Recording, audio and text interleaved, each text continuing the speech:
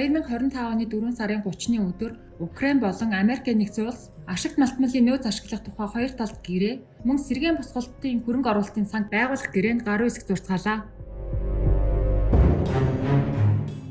Энэхүү гэрээгээр Украин улсын байгалийн баялагийг эдийн засгийн эргэлтэнд оруулж, олох ашигт талууд 50-50%-аар хувааж авах бөгөөд Украин улс уг ордоос олсон орлогоо зайны дараах сэргээн босголтоос зарцуулах бол Америкийн нэгдсэн улс үүнийхээ төлөө Украин улсын аюулгүй байдал, бүрэн эрхт байдлыг урт хугацаанд хангах үүрэг амлалтыг өгчээ.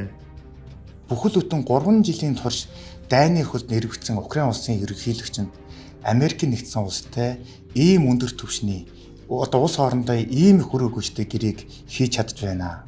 За гэтэл Монгол улсын үндэсний баялагт эзэн суусан нэгэн этгээд улсын төсвийн хөрөнгөөр анх нээж илрүүлж исэн баруун нарын хэмээх ланжгар том ордыг үндэсний баялагын санд хувирлуулахгүй тулд өөрөөр хэлбэл ард түмэн та бүхэнтэй хамт тухайн ордын үр өгөөжийг хөтөхгүй гэсэндээ л Бээжинд төвтэй Jayo International Logistics хэмээх компанид тус ордынхон 20%-ийг 88 сая $88 худалдан борлуулсан маш настай асуудлыг нууц материалуудын нэвтрүүлгийн энэ удаагийн дугаараар хүргэнэ.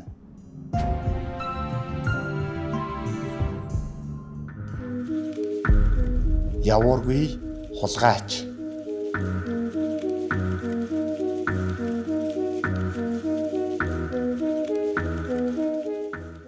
За Монгол улс маань цөөхөн хүн амтай хэрнээ маш их байгалийн баялагтай тийм сайхан орн.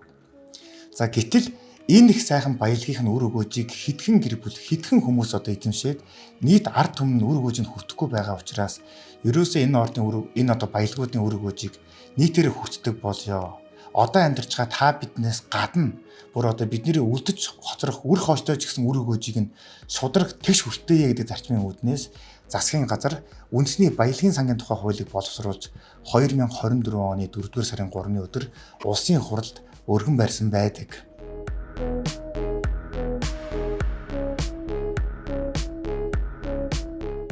Тэгэхээр Монгол юугаараа баян, ашигт малтмалаар баян. Бидний баян юм энэ л шүү дээ. Дэндөө цөөхөн хүн амтай.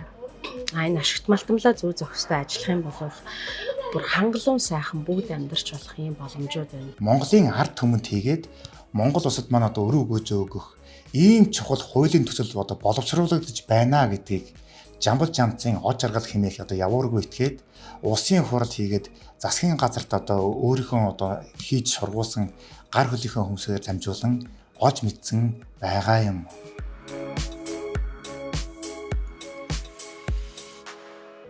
Монгол улсын иргэн бүр байгалийн баялагаасаа тэгш шударгаар хүртнэ гэдэг энэ хүсэл санаа гэвч харамсалтай од жаргалд чинь таалагдсангүй.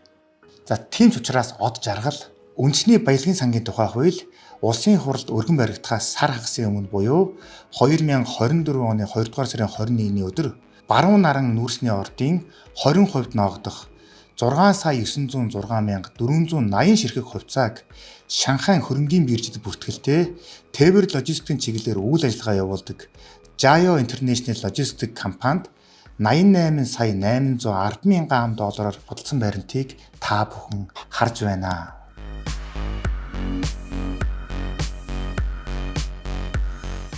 За 5 толгойн бүлэг орцтой хаяа тэрлэн орчдөг.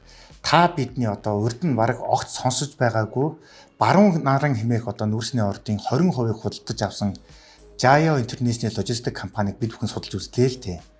За гэтэл тус компани нь 2005 оны 6 дугаар сард Хятад улстай хил залгаа улс орнууд руу усан тээвэр, агаарын тээвэр, төмөр зам, автозамаар олон улсын тээврийн үйлчлэгийг хийх зорилгоор байгуулагдсан хувийн компани байхан тэрэ. За тус компани Монгол улсын уул уурхай бүтээгдэхүүнийг хүлээн авдаг хамгийн гол бомбт болох ганц мод бомбтын 50-аас илүү хувийг хяналтандаа байлгадаг бөгөөд Аз, Европ, Африк, Хойд Америкийн 60 гаруй улс руу тээвэр логистикийн үйл ажиллагаа явуулдаг ланжгар том компани байхыг бид бүхэн олж мэдсэн. За энэхүү компаниг үүсгэн байгуулагч бөгөөд төлөөлөн удирдах зөвлөлийн дараагаар нь Хан Жинхуа хэмээх 52 настай хятад зэрэг ажилладаг бөгөөд тэрвэр 2.2 тэрбум долларын хөрөнгөтэй ланжгар баян эрхэм байхан тэр.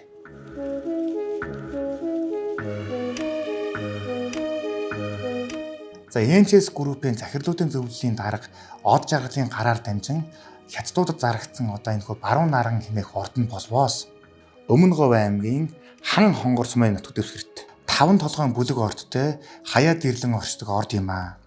За баруун наран нүүрсний ордод 2011 онд SRK Consulting хэмээх компани JORC стандартаар нөөц сорьцыг тогтооход тус орд нь нийт 185 сая 270 мянган тонн нүүрсний нөөцтэй. За үүнийх нь 120 сая 820 мянган тонн коксч нүүрс байсан бол за үлдсэн 64 сая 450 мянган тонн нүүрс нь эрчим хүчний нөөц байныг нь тогтоогдсон байдаг.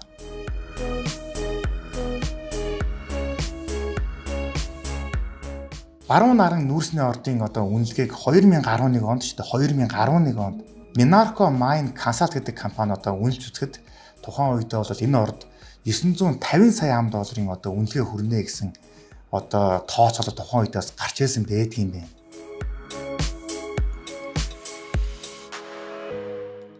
За гэтэл үүнээс хойш 14 жил өнгөрсөн. Тус ордын үнэлгээг өнөөгийн төвчнөр өнөөгийн байдлаар нь үнэлж үзэх юм бол за Монгол улсын төсвийг бүрдүүлэгч хамгийн том компаниудын нэг болох Эрдэнэс 5 толгой компани өнгөрсөн 5 жилийн хугацаанд 107 сая тонн коксч нүүрсийг худалдан борлуулж за 11 тэрбум 800 долларын борлуулалтын орлогыг олсон. За энэ хугацаанд ковидын цар тахтаас үүдэлтэйгээр нүүрсний үн бүр шалдаачнаг унсан. Ковидын дараас сэргэлтээс үүдээд бас нүүрсний тодорхой хэмжээнд өссөн. Тэгээд дундчлаад үзэхэд өнгөрсөн 5 жилийн хугацаанд монголчууд 1 тонн коксч нүүрсийн 110 ам доллараар худалдан борлуулж чадсаар ирсэн юм байна.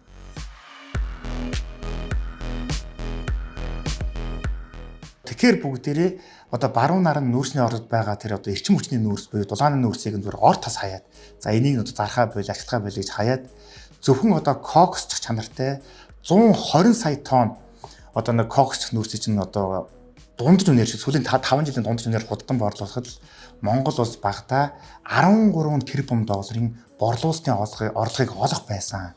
Өөрөөр хэлбэл хамгийн багаар ботход 2-оос 3 тэрбум ам долларын цэвэр ашгийг олох байсан.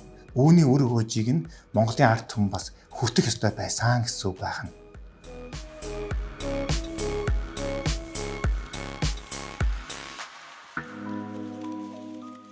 Монгол улсад эдийн засгийн ийм их үр хөөжийг, ийм их ашиг орлогыг оруулах ёстой байсан ордыг ард түмэнтэйгээ хуваалцахгүй гэсэн ганцхан яваргүй бодолтой автсан од жаргал гэдгийг итгээд бүхэл бүтэн ордынхаа 20%-ийг ердөө 88 сая ам доллараар хятадууд зарчсан байх гэж та бүхэн боддоо.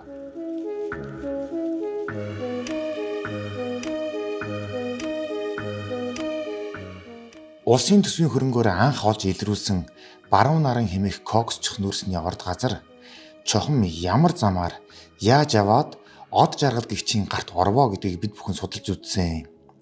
За тэгэхэд 1997 онд Инх сайхны засгийн газар аш нутгийн тухай хуулийн төслийг боловсруулан улсын хурлаар батлуулж авмагцсан.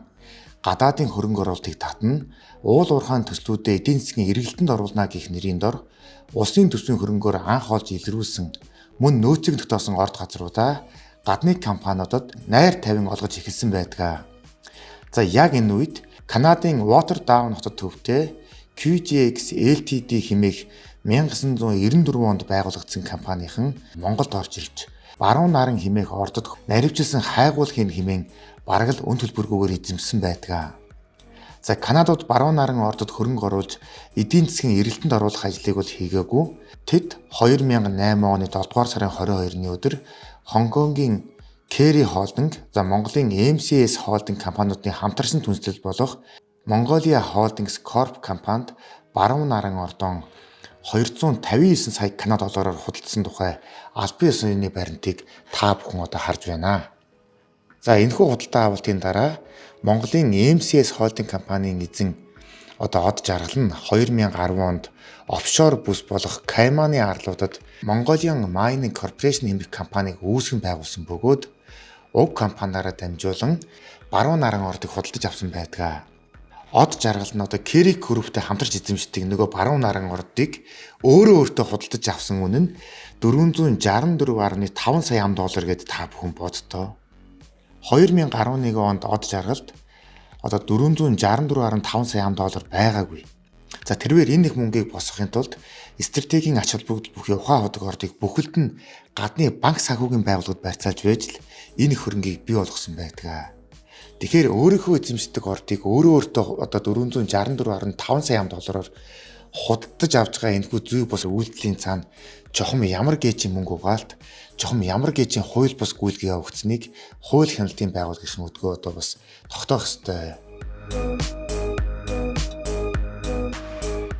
За нэвтрүүлгийн эхэнд би одоо Украин улсын ерөнхийлөгчийн Америк нэгдсэн улсын ерөнхийлөгчтэй хийсэн тэрхүү одоо ашигт малтмал байгалийн баялагийг одоо хамтарч ашиглах хоёр тат гэрээг одоо үзүүлсэн санамсаргүй зүйл байгаагүй юм аа. Их орондоо хайртай, ард түмэндээ хайртай хүн болвол одоо ямар ч цаад хоргийг, ямар ч дарамт шахалтыг сөрөн байж ийм сайхан гэрээг хийж чаддгийг юм байна. За гэтэл эсэргээрээ нөгөө ард түмэндээ одоо дурггүй ч юм уу, их орондоо хайргүй ч юм уу одоо нэг ганц этгээд л гэхэд Монгол улсын одоо хувь зайг өөрсдгүүц ийм их хэмжээний одоо өрг өж өгөх ордыг зүгээр л одоо ингээл хятадуудад ийм үнэлэхгүй байгуунаар зарж чаддаг нь бас харамсалтай байна.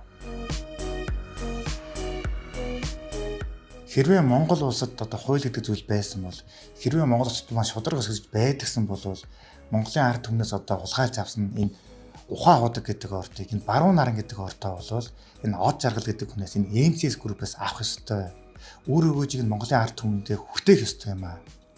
Би энэ одоо байгалийн үндэсний баялагын сангийн тухай хуулийг яагаад дахин яриад байна гэхээр энэ байгалийн баялаг гэдэг зүйл чинь олон сая жилийн туршид одоо байгалийн одоо энэ дахин давтагдчихгүй үйл явцсан үр дүнд бий болдог зүйл юм аа. Энэ одоо байгалийн баялагийг Монголын ард түмэн маань одоо өвөг дээдс маань айн бие цус одоо бүх зүйлээ золиослон байж та бидэнд үлдээсэн учраас үүнийх нь үр шимийг та болж хүртэх ёстой, та бидний үр хөвгтж хүртэх ёстой гэдгийг ойлгох үүднээс энэ нэвтрүүлгийг хийгээд байгаа юм аа. Монгол улсад нь шударгаас тогтоосоо билээ. Монголын ард түмэн байгалийн баялагынхаа үр өгөөжийг тэг шударгаар хүртээсэй билээ.